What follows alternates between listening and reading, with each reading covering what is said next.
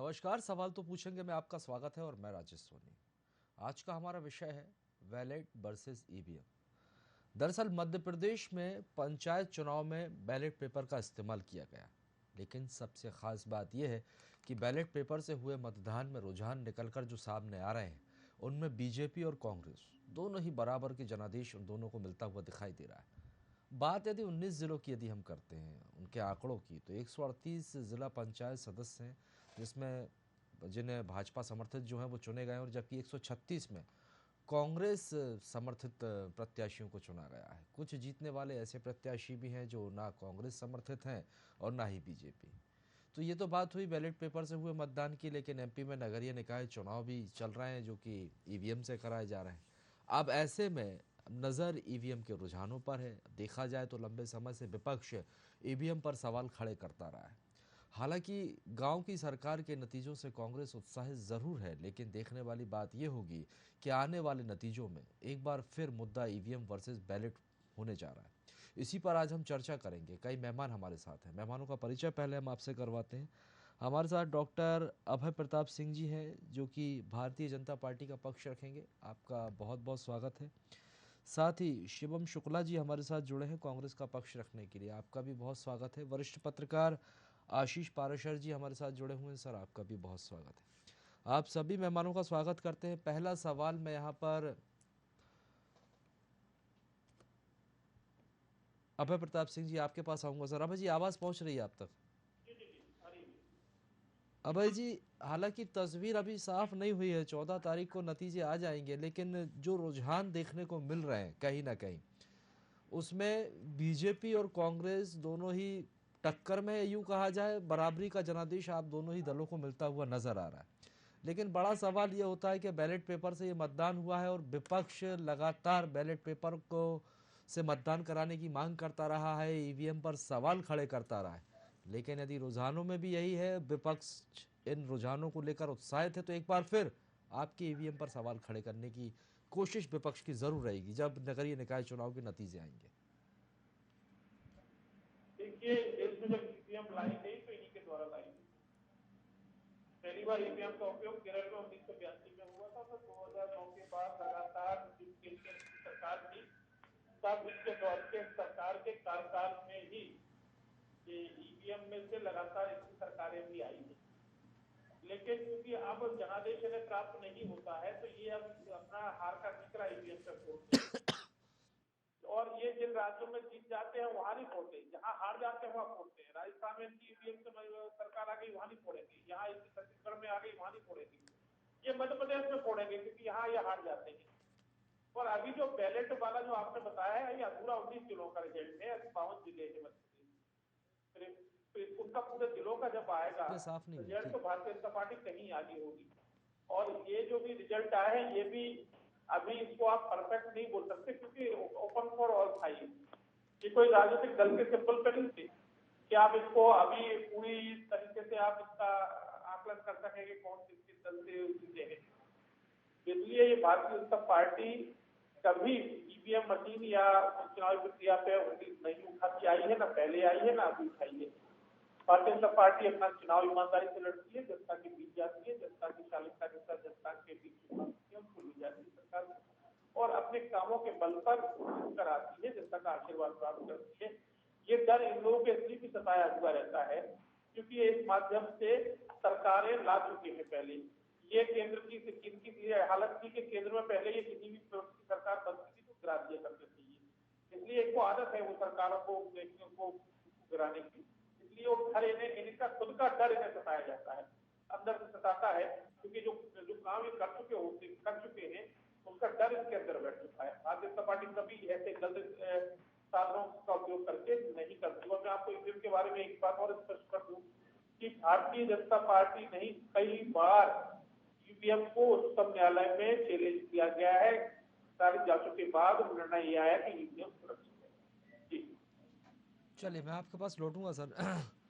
शिवम जी आपके पास आऊंगा। बीजेपी का ये कहना है कि भाई बैलेट पेपर से हो या चुनाव ईवीएम से हो, जनादेश तो मिलता हुआ दिख रहा है ना, जनमत उनके साथ ही है, उनका ये कहना है। और दूसरी चीज, ये आरोप भी बीजेपी का है कि आप लोगों ने अभी से जमीन तैयार करना शुरू कर दी है, क्योंकि लगातार जिस तरह से ईवीएम पर सवाल उठाते हो।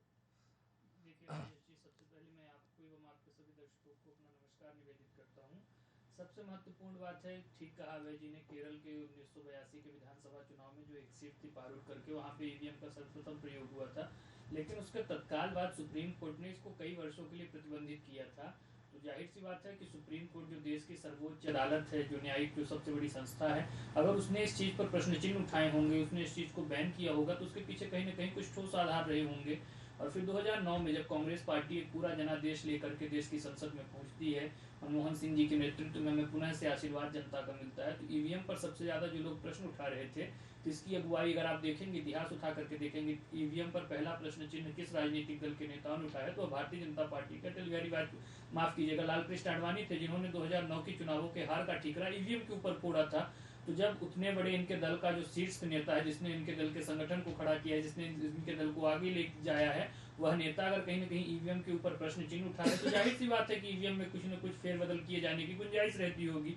इसी के साथ इनके ही एक प्रवक्ता उस समय थे और अब राज्यसभा के सांसद है जीवीएल नरसिम्हा राव, उन्होंने किताब लिखी थी democracy at risk, can be trust EVM, और आज वह भारतीय जनता पार्टी के मेंबर ऑफ पार्लियामेंट। उन्होंने कई सिस्टमेटिक तरीके से, कई चूंकि उस विषय के वह थोड़े जानकार भी हैं, तो उन्होंने उस संबंध में कई सारे तथ्यों के साथ दिखाया था कि ईवीएम में किस प्रकार की अनियमितताएं की जा सकती है, किस प्रकार से चुनावों को प्रभावित किया जा सकता है, किस प्रकार की चीजें जिक्र किया। आप बहुत पीछे चले गए शिवम जी, लेकिन सवाल ये भी है, छत्तीसगढ़ का जिक्र यहाँ पर किया गया, राजस्थान का जिक्र किया गया, मध्य प्रदेश में भी आप लोगों ने सरकार बनाई थी, तो मतलब सरकार बनी, अगर आपकी सरकार नहीं बनी, हारे तो ईवीएम और जीते तो हम। देखिए बिल्कुल ऐसा नहीं है। हमारी एक जनता के व्यापक हितों की हम बात करते हैं। अगर चुनाव जो हमारे देश में होते हैं, उसमें व्यवस्था जो चुनावों की होती है, उसमें किसी 1% आबादी का भी विश्वास दिखता है, तो यह तो हमारा राजनीतिक दलों का कर्तव्य है कि हम सर्वदलीय बैठक बिठाएं, कोर्ट तक जाएं, इन चीजों का निराकरण करें, और जनता का विश्वास हम राजनीतिक दलों को चुनाव व्यवस्था पर बनाए रखना हमारा कर्तव्य है।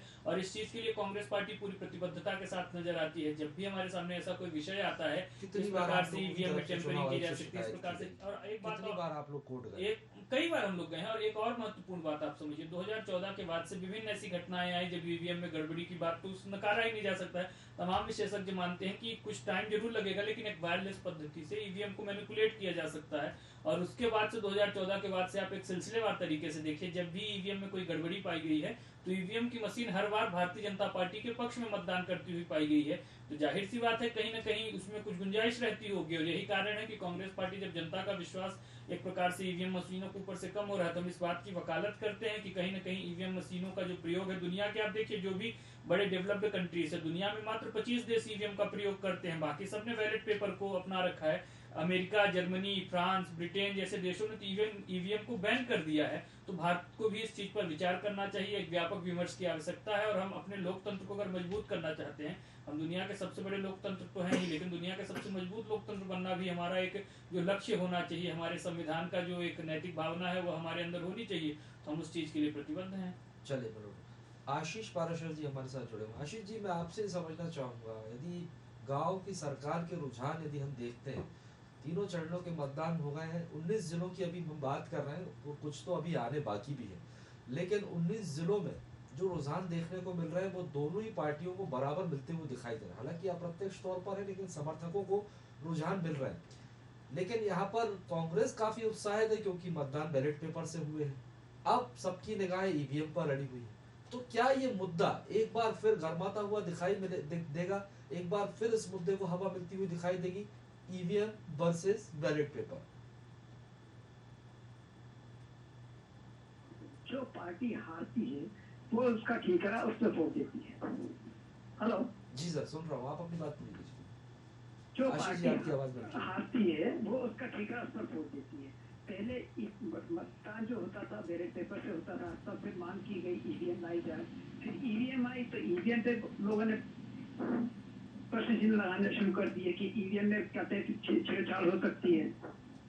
तो ऐसा है कि जो पार्टी का जिसका जनाधार कम होता है, वो कैन प्रेजेंट ईवीएम या बैलेट पेपर पर अपना गुबार निकाल देती है कि भैया इसके कारण हमारी राजय हुई है, लेकिन लोगों ने तो वोट हमको दिया था, ईवीएम में गड़बड़ी थी, इस कारण वो वोट दूसरी पार्टी को चलेगा। अहम बात यही हो जाती है, क्योंकि जिस तरह से देखिए आशीष जी भी ये जिक्र कर रहे हैं कि कुछ राजनीतिक दल ऐसे भी होते हैं जो कहीं ना कहीं अपनी हार का ठीकरा ईवीएम पर फोड़ देते हैं। जनादेश उनके पक्ष में है, ये उनका कहना होता है, और आरोप प्रत्यारोप की सियासत देखने को मिलती है।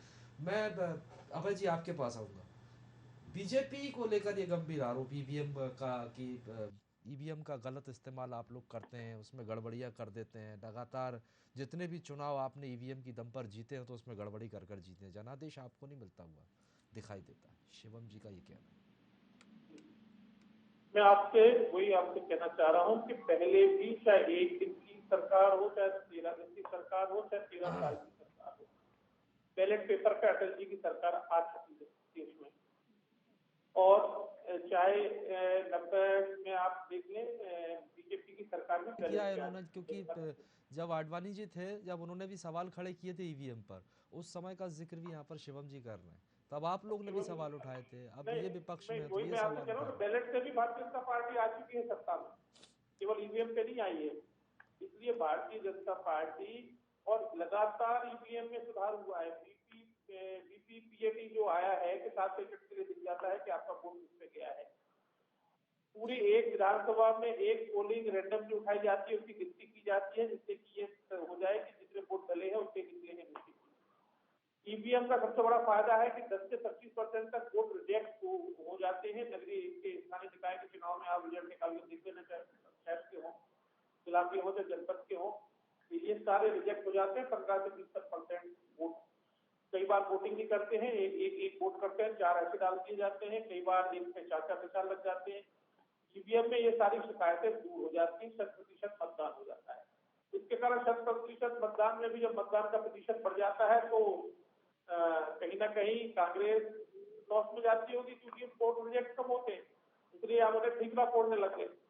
भारतीय जनता पार्टी किसी भी तरह, चाहे बैलेट से हो चाहे ईवीएम से हो, कभी शिकायत नहीं करी भारतीय जनता पार्टी ने। भारतीय जनता पार्टी ने जमीन में मुकाबला किया, गांव में जाकर, किसान के बीच जाकर, सबके बीच जाकर अपनी बात रखी, उसका आशीर्वाद प्राप्त किया। ईवीएम से या बैलेट पेपर से, बुलेट से या बैलेट से जीतने का, उसको बैलेट पेपर को जीतने का कभी प्रयास नहीं किया बुलेट से। क्योंकि ये सारी चीजें लूटने का काम इनके समय होते रहे हैं। बैलेट पेपरों को कैसा लूटा जाता था, कैसे कैसे की जाती थी, कैसे एक ही पोलिंग पे लगातार एक दल के वोट निकलते थे, सबने इतिहास देखा हुआ है। ये ईवीएम में आप संभव नहीं हो पाता है, क्योंकि आप लगातार वोट नहीं डाल सकते ईवीएम में। शिवम जी जवाब दीजिए, उसके बाद अगले सवाल पे जनता आऊंगा। पार्टी को इस चीज के लिए तैयार रहना चाहिए कि अगर कोई भी राजनीतिक दल जो इनके विपक्ष के हैं, अगर वह किसी चीज पे प्रश्न उठा रहे हैं तो एक व्यापक स्तर की सर्वदलीय चर्चा इस प्रकार के चुनाव से जुड़े हुए, चुनाव सुधारों से जुड़े हुए विषयों पर होनी चाहिए। उस पर अपनी राय थोपने का प्रयास किसी भी राजनीतिक दल को नहीं करना चाहिए, क्योंकि इससे लोकतांत्रिक जो भावनाएं हैं वो कमजोर होती हैं। और रही बात अभय जी जो कह रहे हैं कि इनके कार्यकर्ता जमीन पर थे, पूर्व समर्थन मिला, बैलेट से जीते, इससे जीते, इनके ही कई नेताओं के जो रिश्तेदार हैं, वह चाहे मंत्री गोविंद सिंह राजपूत के भतीजे हों या विधानसभा अध्यक्ष गिरीश गौतम के पुत्र, विधानसभा चुनावों में जनता ने दिखा दिया है कि कितना जनता से इनका सरोकार और संबंध है। कांग्रेस पार्टी के समर्थित हुआ प्रत्याशी जो गरीब घरों से आते हैं, सामान्य परिवारों से आते हैं, अगर उनको बात जनता जनादेश दे रही करें है। तो आपके भी कुछ विधायक हैं जिनके पुत्र भतीजे खड़े हुए हैं, लेकिन हमारे पक्ष में बीजेपी मशीनरी समर्थन खड़ी हुई नहीं प्रत्याशियों थी, ने हमारे बात की। पक्ष में पुलिस नहीं खड़ा था, हमारे पक्ष में प्रशासन नहीं खड़ा था, हमारे पक्ष में पैसा नहीं खड़ा था। हमारे कार्यकर्ताओं ने अपनी निष्ठा, मेहनत और एक प्रकार से जनता के जो उनको समर्थन था उसके बल पे चुनाव लड़ा और इन चुनावों में अपूर्व जीत हासिल की है। और भारतीय जनता पार्टी के लोग इस चीज की चिंता तो करे ही नहीं कि ये चुनाव के हारों की एक प्रकार से बचने की कोई स्ट्रेटेजी है। हम चुनावों में 16 की 16 नगर निगम सीटों पर इनको ईंट से ईंट हमने बजा के रख दिया और हम इन चुनावों के परिणाम आप देखिएगा, एक प्रकार से मध्य प्रदेश की राजनीति में यह जो नगरीय निकाय के चुनाव है वह सत्ता परिवर्तन का माध्यम बनेंगे और अपने आप में ऐतिहासिक चुनाव परिणाम आने वाले हैं। हम उसकी तैयारी कर रहे हैं। लेकिन जो देश में एक व्यापक स्तर की ईवीएम को लेकर के चर्चा है, जिस प्रकार से तमाम विपक्ष के दल हैं, ये अकेले कांग्रेस पार्टी का विषय तो है नहीं, हर राजनीतिक दल ने इस चीज पे प्रश्न उठाए हैं, तो कांग्रेस पार्टी भी उस व्यापक विमर्श में अपने अभिमत को रखना चाहती है। और हम चाहते हैं कि ईवीएम की निष्पक्षता, ईवीएम की जो क्रेडिबिलिटी है उसको टेस्ट किया जाए, उसको राजनीतिक दलों को भारतीय जनता पार्टी चूंकि सत्ता में है तो विश्वास में लेने का काम करे और इस पर से जो प्रश्न दूर किया जाए। एक मिनट अभय जी, मैं आपसे समझ रहा हूँ जिस तरह से यहाँ पर सवाल उठाया है शिवम शुक्ला जी ने वंशवाद को लेकर, आपकी पार्टी हमेशा वंशवाद से किनारा करती रही है। खुद राष्ट्रीय अध्यक्ष जेपी नड्डा जी यहाँ आकर बोलते हैं, जब मध्य प्रदेश दौरे पर भोपाल आए थे, कि पार्टी में वंशवाद नहीं होगा। लेकिन यहाँ पर आपके कुछ नेताओं ने दिग्गजों ने वंशवाद का दूसरा तरीका निकाला। अप्रत्यक्ष तौर पर चुनाव होते हैं पंचायत के, यहाँ पर किसी ने अपने पुत्र को उतार दिया, किसी ने भतीजे को उतार दिया, किसी ने भाई को उतार दिया। देखिए, ये राजनीतिक दल के सिंबल पर परिवार में कई लोग राजनीतिक क्षेत्र में इंटरेस्ट रखते होंगे तो वो चुनाव लड़ जाते हैं, लेकिन इसमें पार्टी का कोई, दल का कोई इसमें समर्थन उन्हें हासिल नहीं होता है। ना दल इसकी जिम्मेदारी लेता है कि वो किस परिवार का कौन लड़ रहा है। जब दल से चुनाव होते हैं, सिंबल से चुनाव होते हैं, भारतीय जनता पार्टी परिवारवाद के खिलाफ है। भारतीय जनता पार्टी की, हमारे नेता मोदी जी भी ये कहते हैं परिवारवाद अब राजनीति में स्वीकार नहीं हो रहा है। इसलिए हमारी तो पार्टी राष्ट्रीय अध्यक्ष जी के बताए रास्ते पर चलती है। अब क्योंकि ये बिना उसके ओपन फॉर ऑल रहता है, इसलिए लोग दाएं बाएं से रिश्तेदार लड़ जाते हैं, लेकिन ये तो पता होता है ना ये किसके भतीजे हैं, किसके भाई हैं। मैं अभय जी को शायद उनके संज्ञान में यह चीज नहीं होगी। इनके जिलाध्यक्ष एक सूची जारी करते हैं कि विभिन्न जिला पंचायत की जो सीटें हैं उस पर इनके दल के समर्थित कौन प्रत्याशी हैं, और उनकी बकायदा उसके पक्ष में भारतीय जनता पार्टी की पूरी चुनाव मशीनरी उनके सहयोग में उतर आती है। अभय जी को इस चीज की जानकारी नहीं होगी। मैं यह सूची अगर आप चुनाव के बाद में राजेश जी आपके माध्यम से चाहूंगा कि अभय जी तक पहुंचे कि इन्होंने किस सीट पर कौन से प्रत्याशी का समर्थन किया था। अगर प्रवक्ता होने के बावजूद इनके संगठन ने इनको यह जानकारी नहीं दी है तो इसको तो एक मैं बड़ी चूक मानूंगा। और दूसरी चीज रही है जो बात की, आशीष जी के पास जाऊंगा, समय कम बचा, जल्दी से जी, दूसरी चीज जो अभय जी कह रहे हैं कि एक प्रकार से वंशवाद जेपी नड्डा जी ने आया स्पष्ट संदेश दे के गए। जेपी नड्डा जी तो वह व्यक्ति हैं जो अपने प्रदेश में वंशवाद को रोक नहीं पाए, जो जयराम ठाकुर जी के सुपुत्र अनुराग ठाकुर मुख्यमंत्री बनने के सपने पाले हुए हैं, वर्तमान में केंद्र में मंत्री हैं। तो भारतीय जनता पार्टी में वंशवाद को भी एक प्रकार से लेजिटिमाइज कर दिया जाता है। और रही बात इन तमाम चीजों की, तो इस पर मैं ज्यादा टिप्पणी नहीं करना चाहूंगा, लेकिन आप एक चीज को समझिए। ये कहती है उनका जो मेहनत करता है, अगर परिवार से मेहनत करता है तो आगे बढ़ाते हैं। उनके वंशवाद और आपके परिवार एक ही पार्टी, एक ही परिवार का व्यक्ति नेतृत्व करता है। देखिए, वंशवाद को लेकर के दोहरे मापदंड नहीं होने चाहिए। अगर वह वंशवाद सही है तो दूसरे तरीके से भी उनको भी जनता का समर्थन और जनता का आशीर्वाद है, और वो अभी अपनी मेहनत और काबिलियत। ठीक है, रोकूंगा आप दोनों। आशीष जी आपके पास आऊंगा, क्योंकि जिस तरह से वंशवाद से दोनों ही पार्टियां किनारा करने की बात करती हैं और प्रत्याशियों को अप्रत्यक्ष तौर पर उतारा जाता है, सबके सब बड़े बड़े नेताओं के, विधायकों के परिवार से होते हैं, कोई भाई होता है, कोई भतीजा होता है। तो ये जो फॉर्मूला राजनीतिक पार्टियां अपना रही हैं, इसे कैसे देखा जाए? एक नया तरीका दे दिया है वंशवाद को, एक नई दिशा देने की तैयारी। देखिए, राजनीतिक पार्टियों ने बड़े पदों के लिए जो अपना क्राइटेरिया तय कर दिया है कि भैया परिवार से एक व्यक्ति को टिकट दिया जाएगा या परिवारवाद नहीं चलेगा। जो बड़ी बड़ी पार्टियां कहा करती हैं कि परिवारवाद नहीं चलेगा, तो विधानसभा और कहते हैं इनके चुनाव में, लोकसभा के चुनाव में तो इससे कहते हैं दूर रहती हैं। लेकिन जब निकाय चुनाव आते हैं तो वो कहीं ना कहीं किसी ना किसी तरह से उन बड़े नेताओं को के परिवार वालों को ऐसे गैर दलीय आधार पर चुनाव में मैदान में उतार कर एक तरह से प्रोजेक्ट करना चाहती हैं कि भैया इस परिवार से अब ये व्यक्ति फला जगह से दावेदार है। तो अभी अपन ने जो देखा है नगरीय निकाय के चुनाव में, पंचायत के चुनाव में जो अभी रुझान आए हैं पंचायत में चुनाव में, उसमें कई जगह ऐसा हुआ है कि जो बड़े नेताओं के परिवार के लोग थे, चाहे वो बेटे हों, भतीजे हों, बहन हो या और परिवार के सदस्य हों, उनको हार का सामना करना पड़ा है। तो अब जो जनता है वो इस बात को अच्छी तरह समझ गई है कि कहीं ना कहीं से नेता जन अपने परिवार के किसी न किसी व्यक्ति को प्रोजेक्ट करने के लिए कोई दूसरा रास्ता अपना रहे हैं। तो इसको देखते हुए जी, जनता ने भी कहीं ना कहीं परिवारवाद को नकार दिया। यही वजह है जो दिग्गज नेताओं के जो परिवार से प्रत्याशी खड़े हुए हैं वो चुनाव यहाँ पर आ रहे हैं। बहुत बहुत शुक्रिया आप सभी मेहमानों का हमारे साथ जुड़ने के लिए और बातचीत के लिए। तो आपको बता दें कि मध्य प्रदेश में पंचायत चुनाव के जो रुझान निकलकर सामने आ रहे हैं, उन रुझानों में कहीं ना कहीं बीजेपी और कांग्रेस दोनों को ही एक समान बहुमत मिलता हुआ दिखाई दे रहा है। और सबसे अहम बात यह है कि पंचायत चुनाव जो है वो बैलेट पेपर से करवाए गए, और इन रुझानों को लेकर विपक्ष उत्साहित नजर आ रहा है। विपक्ष ये मांग करता रहा है कि बैलेट पेपर से चुनाव करवाए जाए। दूसरी तरफ निकाय चुनाव है जो कि ईवीएम से होने जा रहे हैं, जिसको लेकर विपक्ष लगातार सवाल भी उठाता रहा है। चलिए, अगर विपक्ष यहाँ उत्साहित नजर आ रहा है, लेकिन ईवीएम के नतीजे क्या कहते हैं ये देखने वाली बात होगी। फिलहाल के लिए बहुत बहुत शुक्रिया, और आगे की खबरों के लिए आप लगातार बने रहिए VIP न्यूज के साथ।